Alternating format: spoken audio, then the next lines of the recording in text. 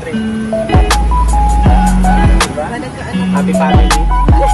Hello mga kalingap. Hello mga kalangga. Please subscribe Jen's Journey. Hello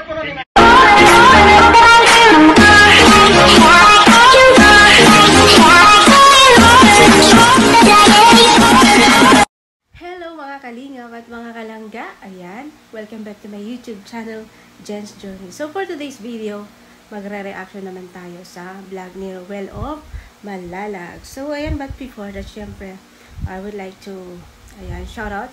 Syempre, big thanks to Kuya Bal Santos Matubang, Ate Edna Vlogs, and Kalingap Prab, and syempre, buong team Kalingap, supportan po natin, syempre, especially Ruel of Malalag, Rachel Morales Vlog, Daddy Donna TV, at Ilorni TV, Kuya Red, Kuya Brooks, and syempre, buong team Kalingap, ang mga Kalingap members, Kalingap vloggers, syempre, ang mga to all viewers and subscribers, thank you very much for always supporting us. So, and syempre, ayan, but before that, syempre, huwag po natin kalimutan i-subscribe si Kuya Bal. And syempre, kay Ruel of Malalag, patuloy po natin silang suportahan at dalawin po natin ang kanilang mga channel, lalo na si Ruel of Malalag. So, ito po yung napili kong reactionan, yung vlog niya yesterday, the other day, kay Erica. Nasundan nyo naman po si Erica, yung buhay po ni Erica, kung paano po niya nahanap si Erica. So, ito po yung pabahayan po niya si Erica ngayon, no?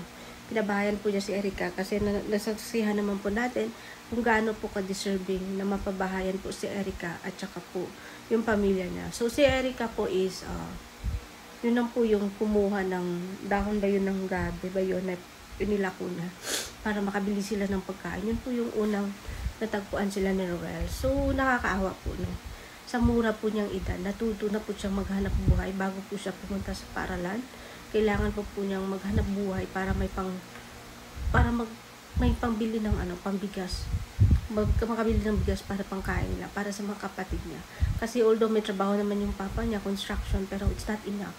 Kasi marami silang magkakapatid, 5, 4. Marami silang magkakapatid. So, nasubaybayan natin si Erica. Pinaiyak tayo ni Erica. At isa na po ako doon. Sobra po akong naawa.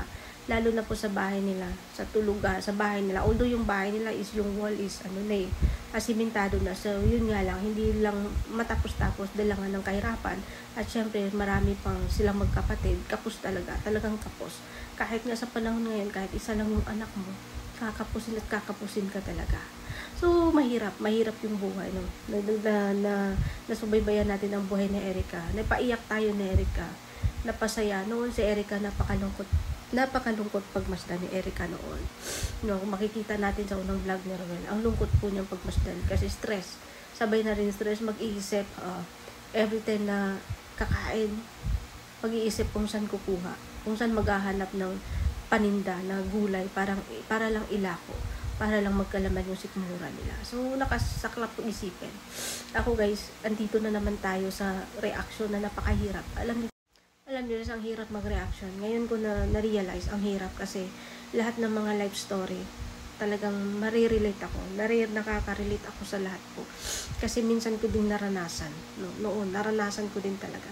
Kaya ang hirap mag-reaction, yung kumbaga, lagi akong napaluha. Lagi akong mapaluha talaga. Kasi ako mas more on ako sa mga life story. Doon ako na parang nasasaktan ako. Siyempre, doon yung awa. So, kaya ako pag mag-reaction, pasensyahan nyo na at maluluha talaga ako. Hindi ko mapigilan kasi ramdam ko yung sitwasyon. So, gaya ni Erica, na before pa lang, bago pumunta ng eskwelahan, maghanap buhay para may pangkain, pambili ng bigas para din sa mga kapatid niya. So, nakita naman po natin na subaybayan natin kung gaano po kahirap ang buhay nila.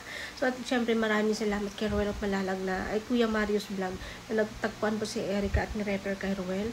At napakaswerte po nila na may isang Ruel of Malalag po. At syempre, ang buong team Kalingap. And syempre, to all the sponsors, maraming salamat po. Hindi nyo po alam at syempre nakakatuwa po pagmasdan na isang pamilya po ang mabago ang buhay po ng dahil sa inyo, ng dahil po sa atin, sa panunood po natin, no? So, ganun po kasaya. How much more po kayo po yung mismong tumulong doon at nag-vlog. Doon nyo po mararamdaman yung tunay na saya. Kasi ako nararamdaman ko. Kasi ako mismo, na-try ko din doon mag-vlog. Ang saya po sa pakiramdam. So, anyway, tuloy po tayo. So, dito kay Eric, dito sa last na, na sakyan natin, na pinasyal ni Roel, binili na ng mga gamit sa school. Diba, hindi lang bahay ang binago, kundi yung mga pangangailangan nila, mga kapatid nila para sa school, hindi na sila nahihirapan kasi may isang Roel of Malalag na laging andyan, na patuloy yung suporta hanggang ngayon. So, yun ang saya, no? Ang sayang hirap kasi mag-aral ka na iniisip mo pa yung kakainin mo. Guys, talagang narelate ako dyan kasi naranasan ko yan noon eh. Naranasan ko yan noon nung when I was in grade 1.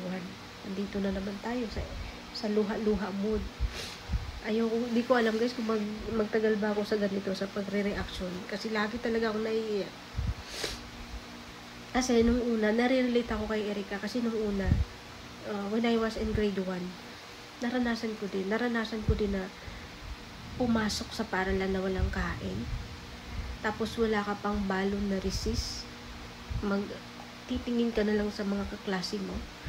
Tapos pagtanghali na, uwian na para sa tanghali. Tapos gutom ka na kasi nag-umagahan ka lang, nagkape ka lang. Tapos recess wala kang pagkain. Tapos tanghali na di mo alam kung uwi ka ba o hindi. Na mag-isip ka kung uuwi ka ba o hindi. Kasi, alam mo guys, yung mama, hindi, ito lang magkwento ko lang, masingit ko lang. Kasi kaya ako sobrang naawa or talagang mapaluha ako kasi naranasan ko yung hirap, no? Kung pumapasok ko sa paaralan, may one time talaga na hindi ko makakalimutan. May one time talaga na pumasok ako, nagkape lang. Tapos wala pa akong balon na biscuit or any 1 peso, kahit 1 peso lang, wala po. Pumasok ako kasi ako noon, ayoko talagang mag-absent. Ayoko mag-absent hanggat maaari, kahit pa maulan yan. Talagang papasok ako. Eh, nung time na yun, wala kami, as in walang wala. Walang maisain, no? Walang maisain. So, pumasok pa rin ako kasi ayoko mag-absent. So, sabi ni mama, before ako umalis ng umaga pa lang, sabi niya, pagtanghali, kung uuwi kayo dito, walang makain. So, ang sakit isipin, no? Ang sakit isipin, gutom ka nang umalis, tapos sasabihan ka na pag uwi mo, wala kayong makain. So, talagang, as in, pumasok pa rin ako, hindi ako nag-absent, no? Kasi, ang iniisip ko noon, wala naman wala namang doubt, pero hindi ko, wala namang hinanakit. Pero hindi ko talaga yung makalimutan yung time na yun. Kasi hindi ako nag-absent, pumasok pa rin ako hanggang sa recess, tapos hanggang sa tanghalian na. Talagang hindi ako umuwi guys, kasi malayo sa mga 1 kilometer pa yung bahay namin tsaka paaralan. Tapos ang init pa ng araw, tirik yung init. So hindi ako umuwi kasi alam kong magugutom pa rin ako at umuwi ako, wala rin akong makakain. So ang ginawa ko, doon lang ako sa room, tapos naglaro-laro lang ako kahit gutom na ako. Uminom lang ako ng tubig. Tapos may isa kong kaklase, may friend ako na doon siya kumain sa room. Hindi ko siya makakalimutan. Ngayon teacher na siya. Talagang pinakain niya ako. May balon siya. Tapos pinakain niya ako. Hindi ko malimutan yung ulam. Hindi ko malimutan yung ulam na sardinas na pinirito. Kaya sobrang favorite ko yan kasi hindi ko makalimutan talaga yun. Yung time na, sabi niya, Jen, bakit di ka umuwi? Sabi ko, ang rason ko is mainit. Ayoko maglakad ng init kasi masakit yung ulo ko. Baka hindi pa ako makabalik sa school at malate pa ako. So, ganun na lang yung rason ko. Pero yung totoo, hindi talaga ako umuwi kasi alam ko namang walang Tapos sabi niya, sige, dito ka na lang share tayo ng pagkain. Yung pagkain niyang lunch, naghati po kami. Kaya hindi ko talaga siya makalimutan. Hanggang taga sa amin siya, friend kami. Kaya sobrang Kaya si Erica, sobrang ramdam ko siya kasi danas ko. Pero yung ngayon, na-realize ko na yung time na yun, wala namang akong sa magulang ko. Kasi ngayon ko naisip, na-realize na siguro, that time siguro talagang wala lang silang choice para maghanap ng wala lang talaga silang way na maghanap ng mapakain sa amin. Kaya, yung time na yun guys, sinabi ko, pag ako magkaasawa, pag ako magkaanak, hanggat maaari, gagawin ko ang lahat na hindi ko magugutom yung anak ko. Pero never ko sinabi sa magulang ko. Talagang kinikip ko lang siya sa puso ko. Kaya ngayon, nung nagkaanak ako, nung naghiwalay kami ng asawa ko, nag-abroad ako. Kasi ang laging nasa isip ko, ayokong magutom yung anak ko na maranasan niya yung gutom na naranasan ko nung nag-aral ako. Kasi yung nag-aral ako, hirap. Kaya sabi ko hanggat sa maaari, magsikap ako para sa anak ko. Kasi ayokong maranasan niya yung naranasan ko. Although, syempre wala ka namang sisihin, hindi mo naman mabiblin yung magulang mo. Pero, nasa sayo yun eh. Nasa sayo yun kung paano mo i-handle yung sarili mo. At panindigan na, yun, yung hindi mo magagawa sa anak mo. Kaya ngayon, sobrang thankful po sa Diyos, no? Sobrang thankful ko po na kahit ganito po ako, nairaos ko po yung anak ko. At syempre, yung pamilya ko. Yung mga magulang ko po. So, ganun lang po no si Erica. Ayan, Erica, magpaka-strong ka lang, no? Alam kong burden ka, no? Naiintindihan kita na mahirap po maging burden sa pamilya. Kasi ako sa amin ngayon, nasasabi na nating burden ako. Pero, yun, kailangan pa rin nating masaya at syempre magpatuloy sa buhay, no?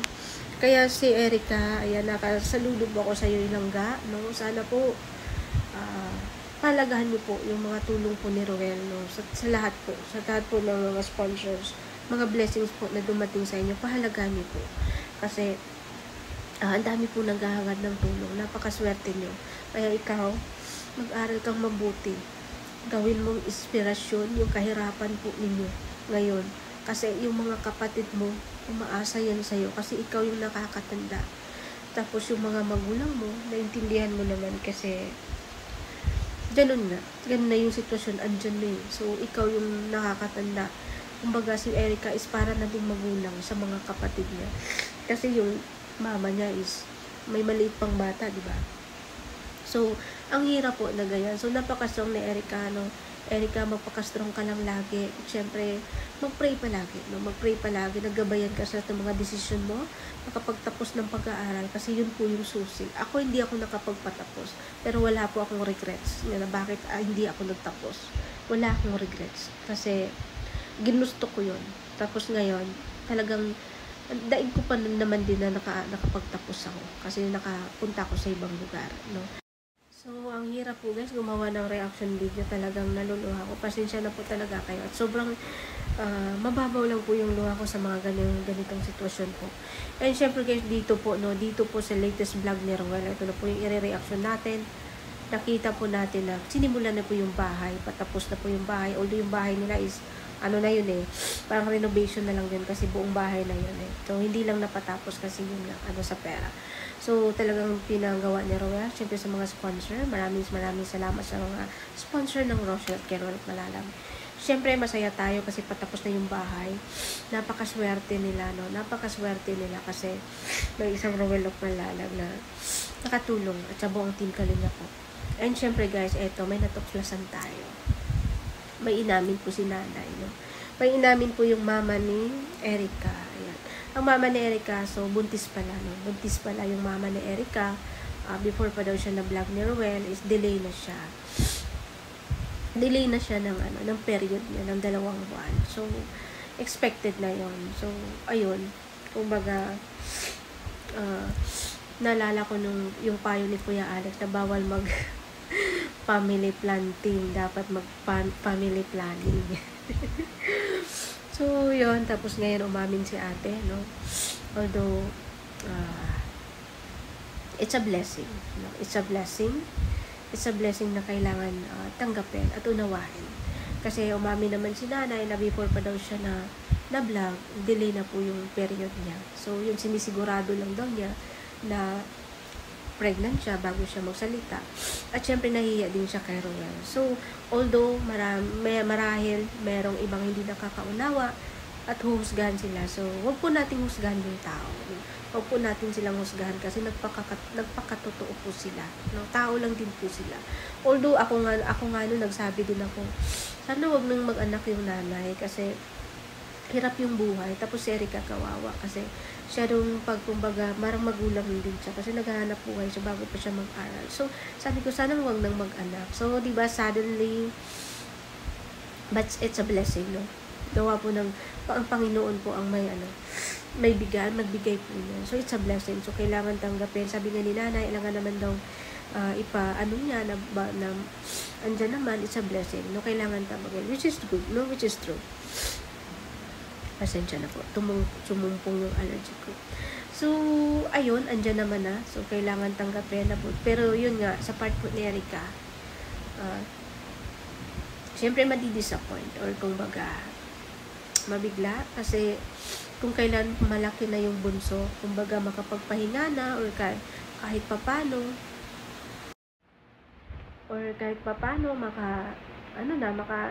kumbaga hindi na masyadong depend kasi wala nang batang maliit, kung may income man si papa nila, makakaluwag-luwag kumbaga. Pero ayan na naman. Pero ayun, hindi pwedeng isisi, no? So it's a blessing po, it's a blessing, no? Kailangan tanggapin. At si Erica, ayan, hold on lang Erica kasi nadagdagan naman yung kapatid mo. So alam nyo, may pinsan din akong ganyan. Nahirap sila sa buhay. Tapos ngayon, siya yung naghahanap buhay na kasi nakapagtrabaho na siya, nakapagtapos na siya. So, sabi niya, wag nang mag-anak. Tama na sila dalawa. Kasi puro lang sila babae dalawa. Sabi sa mama, tama na. Eto, tama na. Kasi hirap na. Tapos, nung nakagtrabaho na siya, yung auntie ko, kapatid ni mama niya, biglang nabuntis. So, sabi ko, ano yan? Paano yan? Sabi niya, wala tayong magagawa. Kumbaga nung una na nairita. Sabi ko, it's a blessing. It's a blessing. Kailangan tanggapin, siyempre andyan na yan. Ang Diyos mo ang nagbigay nun sa inyo. Malay mo. So, diba? So, ngayon, malaki na, okay na po sila. So, ganun lang po ang buhay, no? Kailangan lang po natin tanggapin. At siyempre, magpakatotoo po tayo. Ang pinaka-importante sa lahat, magpakatotoo po tayo. Hindi yung magtago-tago tayo. Kasi mas lalo po tayo mapagsabihan na hindi maganda kung tayo po ay nagtatago ng lihim, no? So, mas maganda po yung ginawa mo, nanay, magpakatotoo lang po tayo sa ating kapwa. Wala pong masama. At hindi po masamang magpakatotoo tayo. So, no? So, ayan, sa'yo, Erica, hold on, no? Alam kong mas ka pa, magiging busy ka pa lalo. Pero, napakaswerte nila kasi may bahay na kayo, no? Yung bahay ang pinaka-importante sa inyo, aside sa food. So, yung bahay kasi hindi na kayo matutuluan, makatulog na kayo ng matiwasay, no? Ng mga kapatid mo. So, ayan, maraming salamat kay Ruel of Malalag. Talagang saludo ako sa iyo. Siyempre sa buong team Kalingap, especially kay Kuya Bal Santos Matubang na wagas po. Na meron din po ako yung binlang ni Kuya Bal, yung binlang ni Radidon at na binigay kay Kuya Brooks at inano ni Kuya Brooks kay Kuya Bal na pinabayan si Michael. So, sa susunod na araw, i-reaction ko yun kay Kuya Bal yun. I-reaction ko yun. Abangan niyo po. Kasi yun po siya yung babae. Nabuntis din po si ate. Although nakilala ko siya dun sa diet, nakita ko siya. Dun sa diet, nag-uusap kami. Pero, yun nga. I-reaction ko yun si ate. Yun sa vlog ni Kuya Bal. Abangan niyo sa susunod po na araw. I-reaction po natin. So, eto muna sa ngayon kay Erica. So, ayan. Maraming salamat, Ruel of Malalap. So, sa patuloy mo po suporta sa pamilya ni Erica. I hope tuloy-tuloy po, no? Kasi, kawawa po yung mga bata, no? Ang ano lang naman natin. So, ano lang naman natin dito na matulungan ay yung mga bata. Kasi hirap po, guys, na mag-aaral yung mga bata. Walang matinong gamit, walang matinong pagkain. Ako, sobrang kaya ako naluluha sa mga reaction ko kasi talagang mahirap pala mag-reaction kasi yung mga life story nila talagang tagos sa buto po, tagos po sa puso ko na mararamdaman ko sila yung life story nila kasi lahat po naranasan ko talaga yung dati naglalako din kami para lang, hindi naman kami nutusan ni mama, parang tumulong lang ako sa lolo ko para may pambaon ako. Kasi, yun nga, di ba, pag tumulong ako sa lolo ko, naglalako kasi yung lolo ko ng gulay. Tumulong ako para may pambaon ako. Kasi alam ko naman sila mama walang maibigay sa akin. Kaya tumulong ako para may pambaon ako kinabukasan. So, yun po yun. Pero, yun pa rin yun. Naranasan ko pa rin magtinda. Kasi yung lolo ko nagtitinda para may pambili din ng bigas sila ni lola. So, ganun po, no? Kaya pag sa ganito ng mga situation, talagang, talagang, mapapaluha ako. Kaya, tanging masasabi ko lang, no, hold on lang po sa buhay. Kaya po nila lang Rachel, no? Gaano po sila kahirap noon, tingnan mo naman ngayon yung kapalit ng hirap nila noon. No, napakaswerte ko. Napakaswerte. Kaya alagaan po kung anong meron tayo ngayon. No, alagaan po at pahalagahan po ang mga bagay. Kahit maliit man yan o malaki, basta matuto po tayo magpahalaga.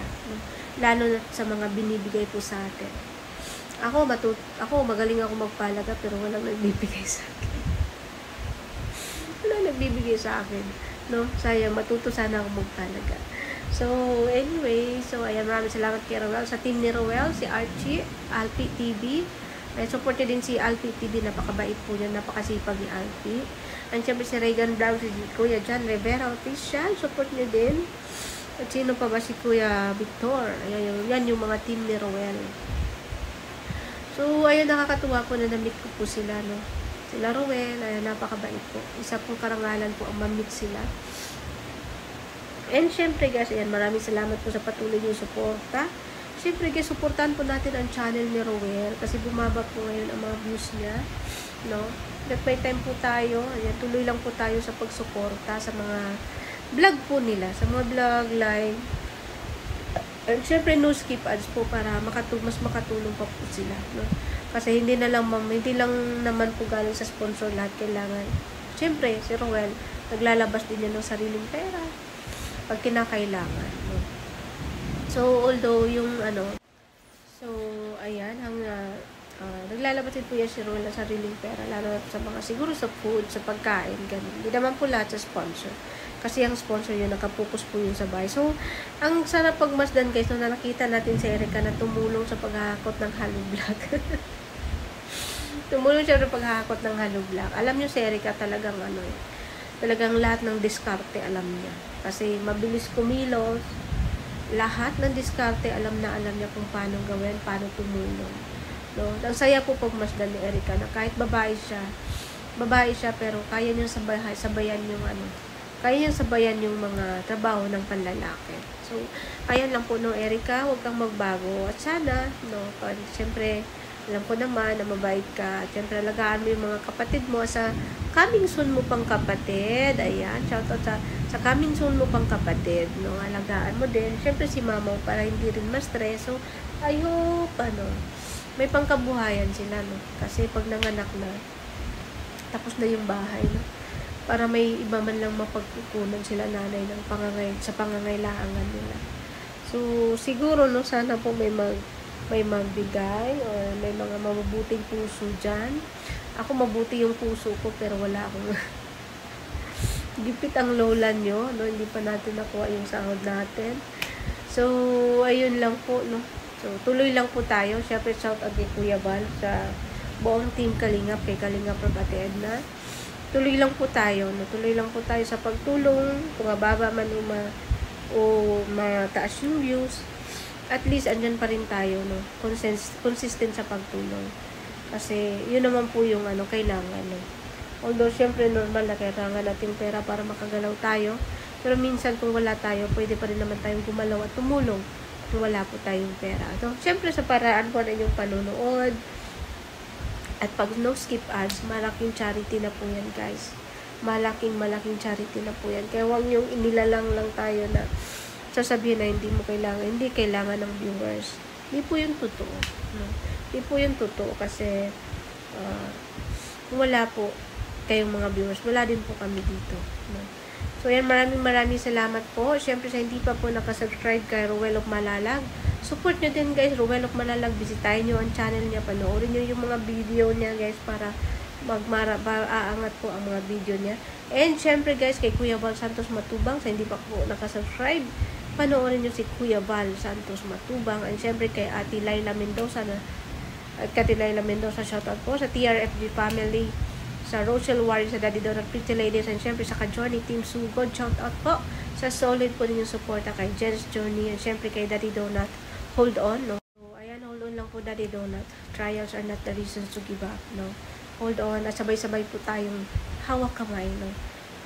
Tuloy lang po tayo sa dihitahin natin. So, and syempre hanggang dito na lang po yung reaction video ko. Marami pong salamat to my all viewers and subscribers. Ayan, naka 9K plus na po tayo. And syempre sana supportahan niyo din po ako para someday po makakatulong din po tayo sa mga charity vlogger po natin, no? So ayan, maraming salamat sa mga palaging nandyan, sa mga vlog ko at sa mga live ko. Syempre hindi po wala po ako dito kung wala po kayo. Maraming salamat. Syempre sa mga admin ko, saka Johnny Team Sugod, sila Astro Boy, Miss Ireland, May, Ate Mai, RA Good Vibes, ayan.